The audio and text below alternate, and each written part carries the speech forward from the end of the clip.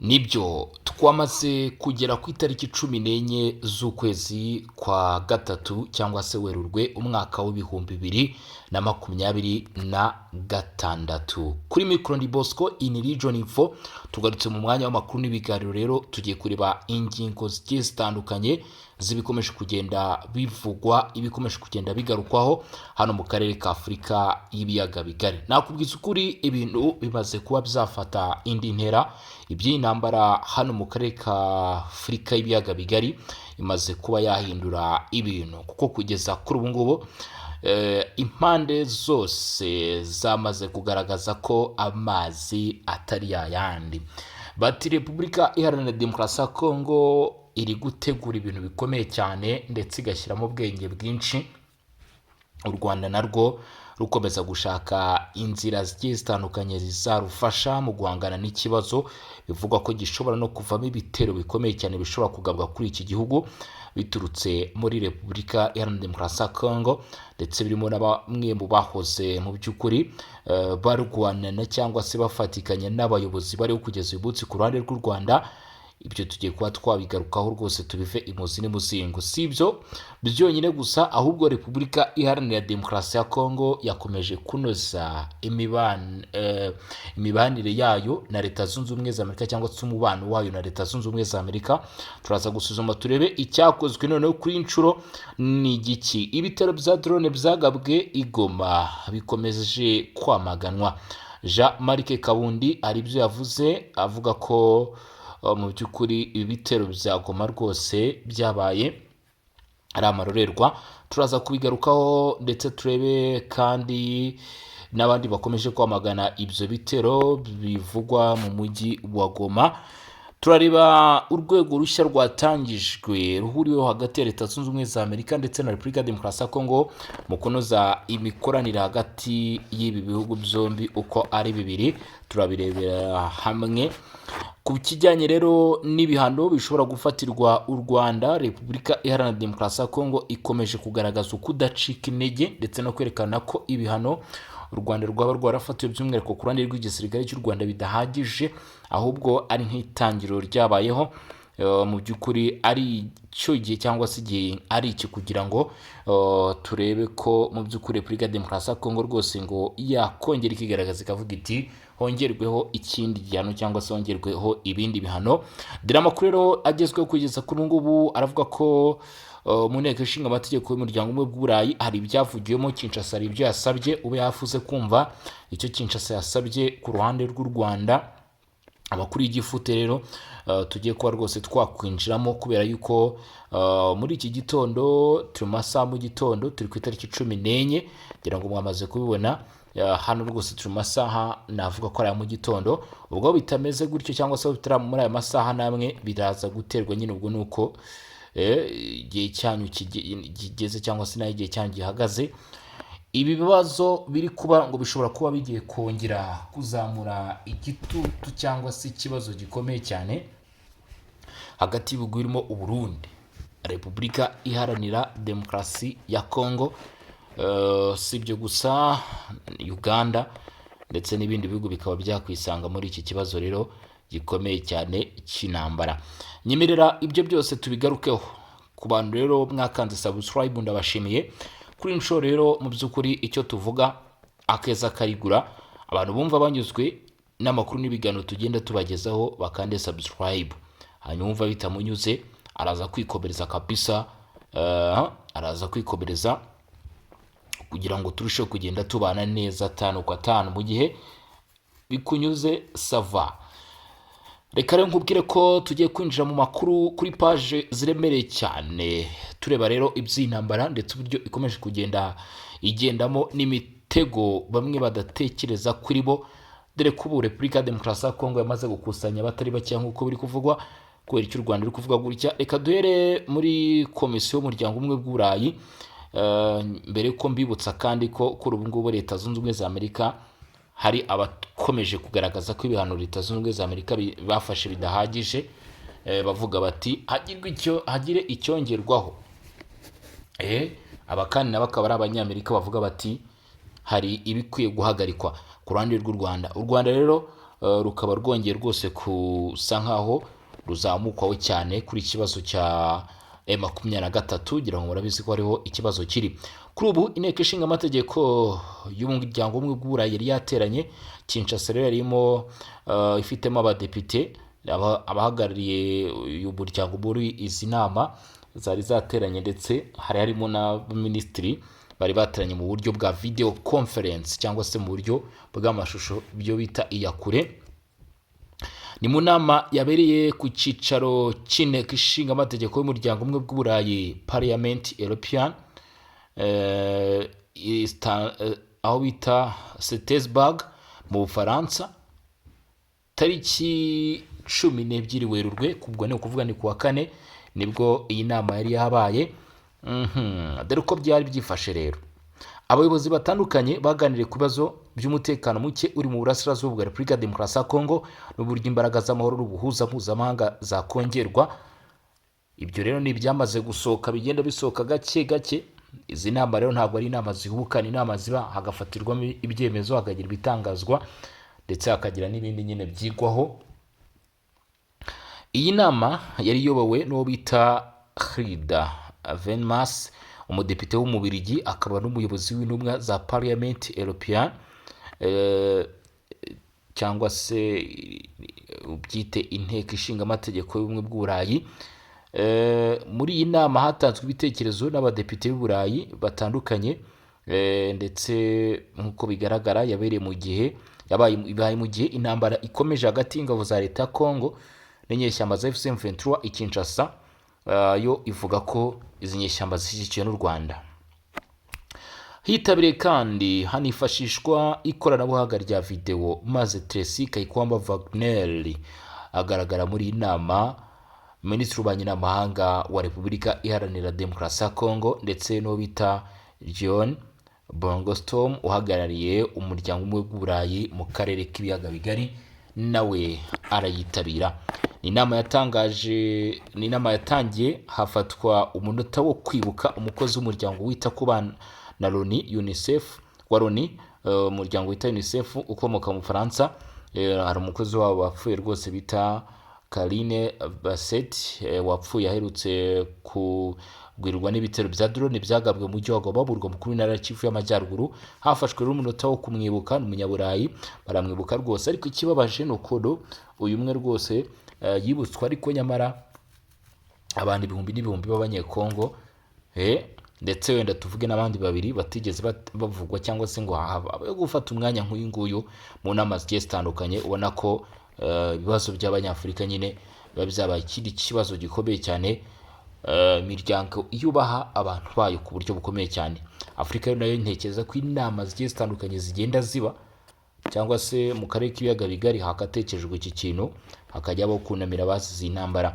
Kinshasa rero iratanga impuruza ikomeye mu bya diplomasi. Mu ijambo rye, Minisitiri Tracy Kaikwamba Wagner muri iyi nama yibukije ubukana bw'ikibazo cy'ubutabazi cyibasiye Repubulika Iharanira Demokarasi ya Kongo mu gihe kirenga imyaka 20 ishize. Tracy Kaikwamba Wagner yavuze ko amakimbirane amaze igihe mu burasirazuba bwa Kongo yamaze guhitana abantu barenga miliyoni 6. Abantu barenga miliyoni 6 bose, bigatuma iki kibazo kiba mu byahitanye abantu benshi ku isi kuva intambara ya kabiri y'isi irangiye. Yanashinje impande zimwe gukomeza kurenga ku masezerano y'amahoro, asaba ko amahanga atakomeza kureba, ahubwo agafata ingamba zifatika zo guhagarika ubukana bw'intambara. Yasabye ko habaho imbaraga mpuzamahanga zihuriweho, zirimo gushyira igitutu mu bya diplomasi, gukomeza ubuhuza buyobowe n'umuryango wa Afurika yunze ubumwe, ndetse no kongera ubufasha bufatika butangwa n'abafatanyabikorwa mpuzamahanga. Gushyira igitutu mu bya diplomasi, gukomeza ubuhuza buyobowe n'umuryango wa Afurika yunze ubumwe, ndetse no kongera ubufasha bufatika butangwa n'abafatanyabikorwa mpuzamahanga. Umuryango umwe bw'Uburayi usabwa kugira icyo ukora. Umuryango witwa Frontier pour la RDC usanzwe ukora mu Burayi ugamije gushyigikira inyungu za Repubulika ya Demokarasi ya Kongo, nawo ukomeje kwibutsa ko inteko ishinga amategeko y'Uburayi yakomeje kwibutsa uburemere bw'ikibazo kiri mu burasirazuba bwa Kongo. Uyu muryango umaze igihe ukorana n'abadepite batandukanye b'i Burayi barimo Harde Venmas, Walter Becker, ndetse n'uwo bita Elio Di Rupo, nk'uko Dr Audrey Mondine perezida w'uyu muryango yabitangaje. Amagambo ya Minisitiri Kayikwamba agaragaza ko hakenewe icyemezo gikomeye cya politiki giturutse ku muryango umwe w'Uburayi. Yagize ati ijambo rya Minisitiri Tracy Kayikwamba Wagner ryibutsa ko Repubulika ya Demokarasi ya Kongo iri mu bibazo bikomeye cyane by'ubutabazi byugarije isi muri iki gihe, ariko birababaje kubona umuryango umwe w'Uburayi ugikomeza gutinda gufata ingamba zikomeye zihwanye n'uburemere bw'ikibazo, gusaba ibyemezo bifatika. Dr Audrey Mondine avuga ko igihe kigeze ko umuryango umwe w'Uburayi urenge amagambo gusa ufata ibyemezo bifatika. Agira ati mu bindi bibazo mpuzamahanga Uburayi bwagiye bufata ibyemezo byihuse kandi bikomeye, ariko iyo bigeze kuri Repubulika Iharanira Demokarasi ya Kongo ibisubizo bikomeza kuba intege nke, mu gihe abaturage b'abasivile aribo bakomeza kubabara cyane. Uyu muryango ugaragaza ko wifuza ko umuryango umwe w'Uburayi wafata ibyemezo bikakaye mu rwego rwo guhagarika iki kibazo nk'uko bagiye bafata ibyemezo ku zindi kese zagiye zibaho. Uyu muryango usaba ibigo by'Uburayi gufata umwanya uhamye mu gushyigikira amahoro n'umutekano mu karere k'ibiyaga bigari, kubahiriza ubusugire bw'ubutaka bwa Repubulika ya Demokarasi ya Kongo no gufatira ingamba abari inyuma y'ihungabana ry'umutekano mu burasirazuba bwa Kongo, cyane imitwe yitwaje intwaro ifashwa n'u Rwanda nk'uko Kinshasa ibivuga. Dr Audrey Mondine avuga ko icyizere n'icyubahiro by'Uburayi ku rwego mpuzamahanga nabyo biri mu igeragezwa. Yagize ati icyubahiro cy'umuryango umwe w'Uburayi mu kurengera amategeko mpuzamahanga n'uburenganzira bwa muntu kigaragarira no mu buryo ushobora gufata ingamba ku byago biri kuba muri Kongo. Ikintu gikomeye cyane, ibikorwa by'intambara bikomeje n'ubuhuza butagira umusaruro ugaragara. Ibi biganiro bibaye mu gihe imirwano ikomeje gukaza umurego hagati y'inyeshyamba za M23 n'ingabo za leta ya Kongo mu ntara za Kivu y'Amajyaruguru na Kivu y'Amajyepfo. Iyi mirwano irimo gutuma ikibazo cy'umutekano cya politiki birushaho gukomera, mu gihe n'ubutabazi bugenewe abaturage bugenda bubura inkunga ihagije ku rwego mpuzamahanga. Hagati aho amahanga akomeje gusaba ko habayo guhagarika imirwano kugira ngo ibiganiro bya politiki biboneye umwanya, ariko ku rugamba ibintu ntibigaragaza impinduka zikomeye, kuko buri ruhande rushinja urundi kurenga ku masezerano yo guhagarika imirwano. Minsi ishize kandi hagaragaye ikoreshwa rya drone mu mirwano abantu byatumye amakimbirane arushaho gukomera. Inyeshyamba za M23 zishinja leta ya Kinshasa gukoresha izi drone mu bitero byibasira abaturage mu duce dutuwe cyane. Ibyo leta ya Kongo irabihakana.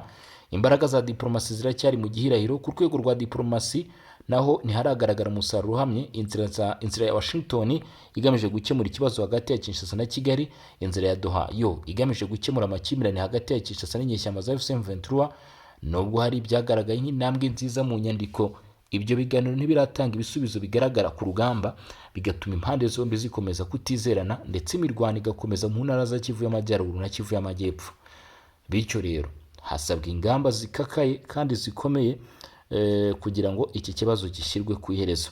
Kinshasa iracyakomeje gutegura. Kinshasa hatangijwe urwego ruzakurikirana kandi rusobanure ubufatanye bwihariye hagati ya Repubulika ya Demokarasi ya Kongo na Leta Zunze Ubumwe za Amerika. Ikintu cyiza leta ya Kinshasa yakoze, umujyi wa Kinshasa umurwa mukuru wa Repubulika Iharanira Demokarasi ya Kongo, hatangije urwego rushya.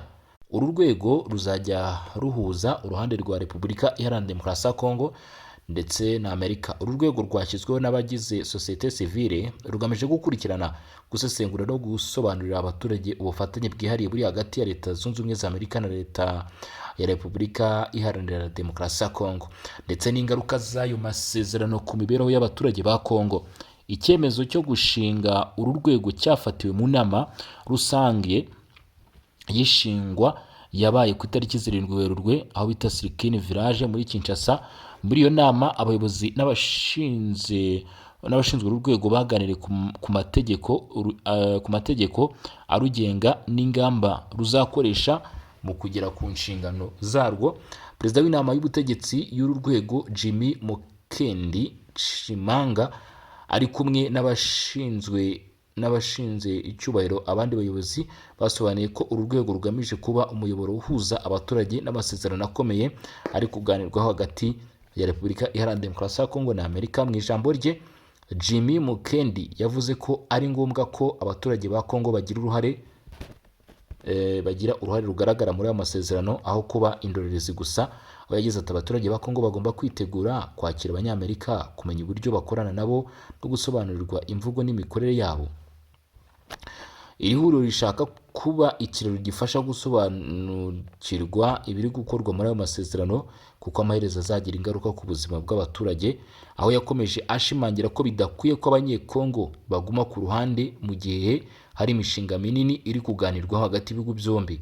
Mu mishinga yatanzweho urugero harimo umushinga wa Lobito Corridor ugamije guteza imbere ubwikorezi n'ubucuruzi mu karere, ndetse n'umushinga w'ingomero nini za Inga gatatu uteganyijwe gutanga amashanyarazi menshi mu karere ka Afurika yo hagati.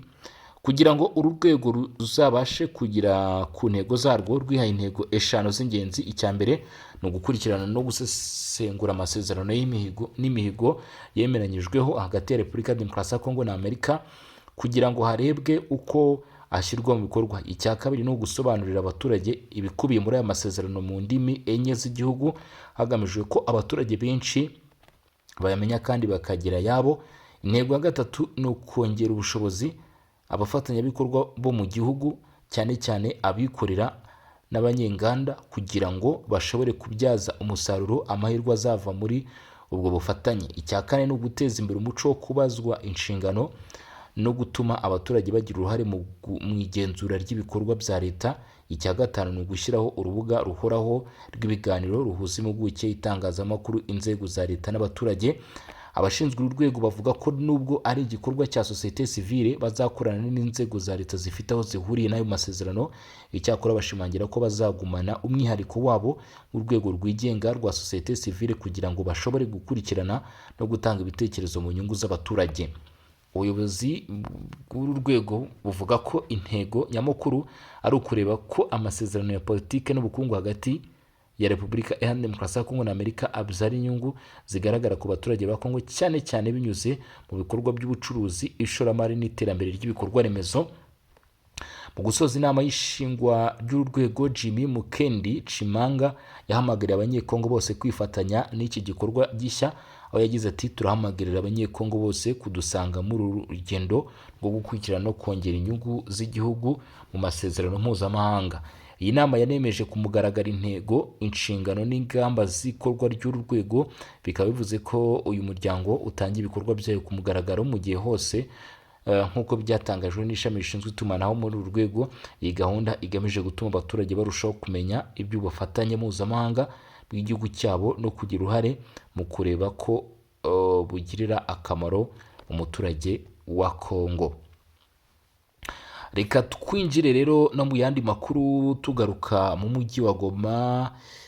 Igitero cyagabwe ku mujyi wa Goma cyakomeje kwamaganwa cyane nyuma y'igitero cya drone cyagabwe ku mujyi wa Goma mu rwa mukuru na Kivu y'Amajyaruguru uri mu maboko y'inyeshyamba za FCM23 zishinjwa gushyigikirwa n'u Rwanda. Munyapolitike Jean-Marc Kabundi yahamagariye impande zose ziri mu ntambara guhagarika imirwano vuba hagashakishwa umuti wa politike. Iki gitero kibaye mu gitondo cyo ku itariki mu gitondo cyo ku itariki 11 Werurwe, kikaba cyarahitanye abantu 3 barimo umugore w'Umufaransakazi wakoraga ibikorwa by'ubutabazi mu ishami ry'umuryango w'abigenga ryita ku bana.